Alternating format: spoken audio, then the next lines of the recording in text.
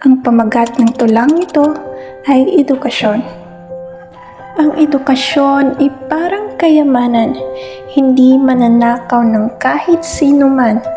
Bawat hakbang patungong kinabukasan, ang edukasyong magsisilbing sandigan.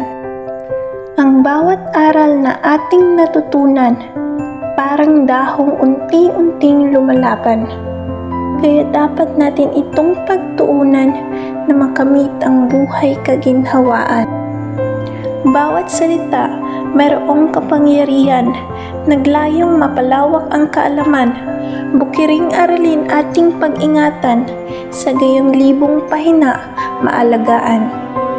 Tiyaga at sikap ay mga laman upang salitang edukasyon ay makamtan. Huwag itong sayangin, ito'y pahalagahan dahil ang edukasyon ay walang hanggan.